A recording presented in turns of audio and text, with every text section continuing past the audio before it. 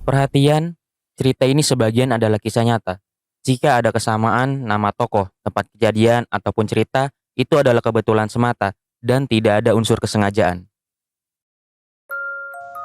Namanya adalah Kirman. Dulu, ia adalah seorang Sinder. Sinder adalah seseorang yang ditugaskan untuk menjaga kebun tebu. Karena biasanya, jika tidak dijaga, kebun tebu itu akan dimasuki orang tak dikenal.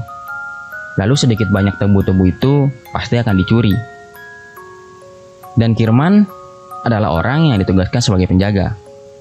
Tapi itu adalah cerita lama. Karena kini Kirman hanyalah seorang pengangguran. Ia tidak lagi memiliki pekerjaan dan ia di PHK karena pabrik gula tersebut tidak lagi beroperasi. Tapi karena sadar bahwa ia sudah memiliki keluarga yang harus dihidupi, ia rela bekerja apapun, meski itu hanya kerja serabutan dengan upah minim sekalipun. Dan hari ini, ia diminta oleh Pak Margono selaku juragan di desanya untuk memetik kelapa tua. Biasanya kelapa tua itu akan dijadikan santan sehingga memiliki nilai jual yang lebih. Dan syukur bagi Kirman karena ia memang jago memanjat, sehingga peluang ini bisa ia ambil untuk menghasilkan uang. Banyak pohon yang harus Kirman panjat, serta banyak kelapa yang harus Kirman petik. Sehingga pekerjaan ini baru bisa selesai mendekati maghrib menjelang. Sekiranya pukul 6:30 malam, Kirman pamit pulang kepada sang juragan dan beberapa orang lain yang ia sudah kenal di sana. Lalu Kirman pun pulang ke rumah dengan membawa upah yang tak seberapa. Sesampainya di rumah, Kirman memberi upah tadi ke istrinya. Kemudian ia mandi, lalu istirahat sebentar.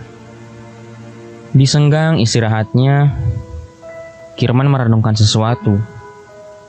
Kirman sadar kalau saat ini ia tidak punya pekerjaan tetap.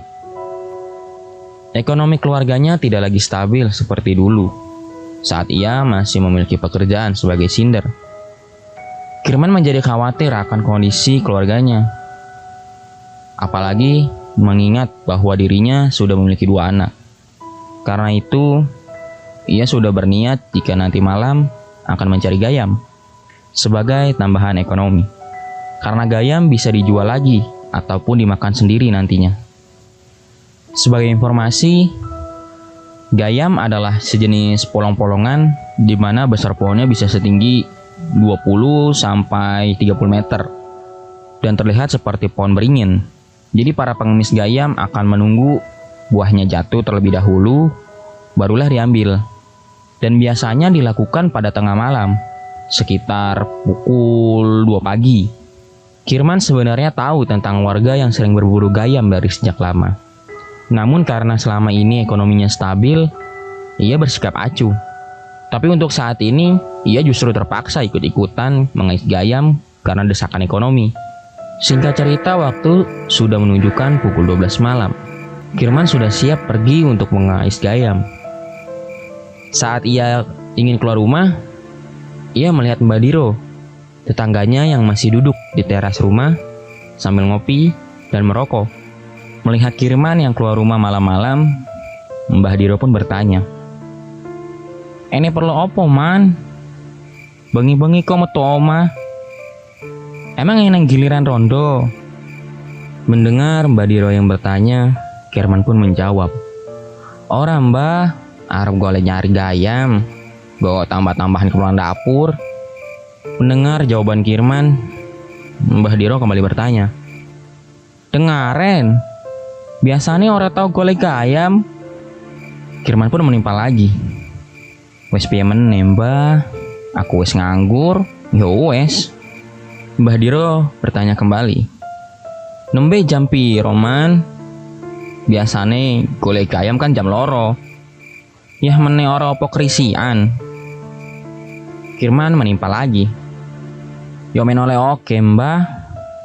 "Yo wes, hati-hati." Mbah Diro mengakhiri. Lalu Mbah Diro pun mengingatkan agar Kirman berhati-hati saat mencari gayam. jangan asal ambil. Beliau pun menyuruh Kirman untuk membuat penangkal yang berasal dari pelepah batang pisang yang ditancapkan beberapa buah paku demi keselamatan. Karena menurut adat, penangkal ini ampuh untuk menghadapi hal-hal mistis. Namun sayangnya, nasihat Mbah Diro diabaikan oleh Kirman. Karena ia menganggap hal itu merepotkan. Dia merasa segan mencari pelepah dan paku terlebih dahulu. Kirman takut, kelamaan. Ia merasa takut didahului oleh para warga yang lain. Karena hari ini bertepatan dengan musim gayam. Jadi ia memilih untuk melanjutkan perjalanan tanpa menghiraukan nasihat Mbah Diro sang sesepuh. Singkat cerita, Kirman sudah sampai di area pohon gayam.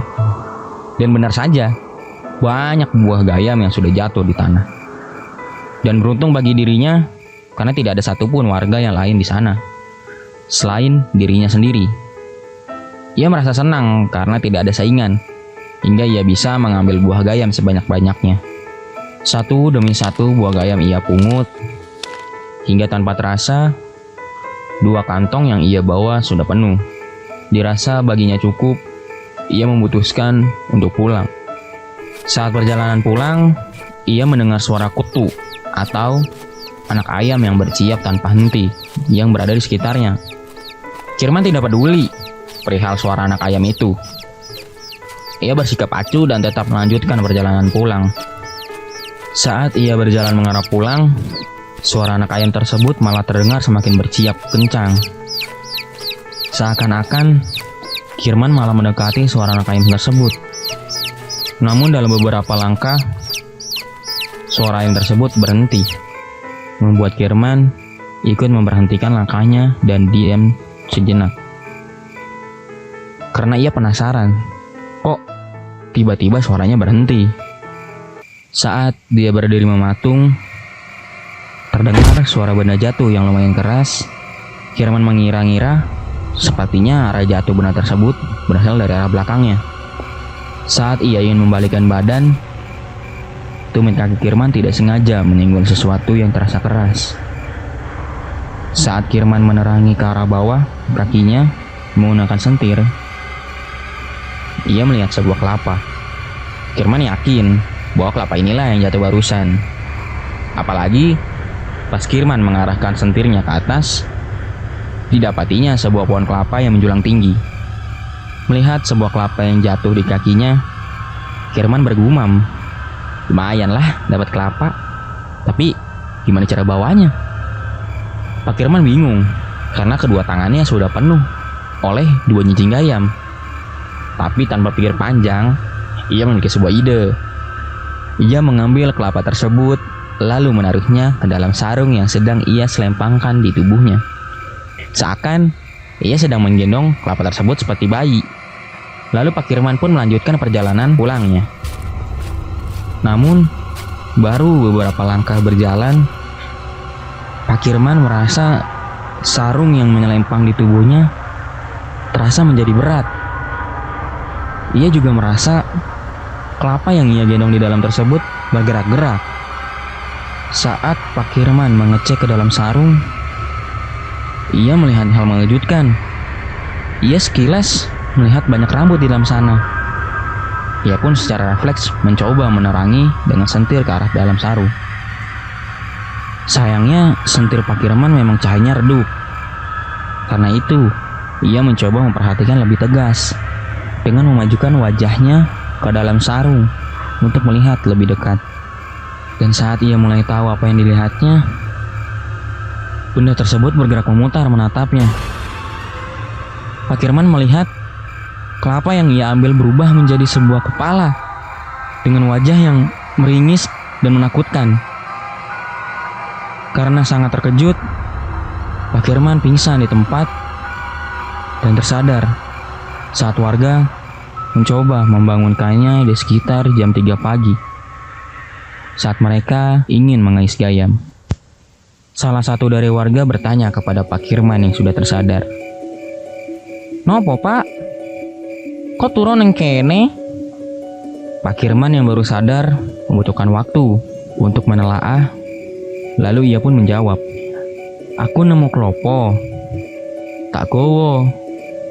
Tak lebokin yang sarung. Kok tak buka tadi endas? Tenane, Pak. Aja mende-mendeni, Pak. Masa iya sih ono glundung pringis ning kene? Setelah kejadian tersebut, Pak Kirman berpikir 2 kali untuk mencari Gayam.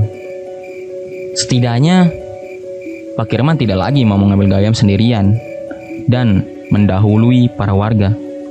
Begitupun para warga yang mulai mengais Gayam setelah subuh.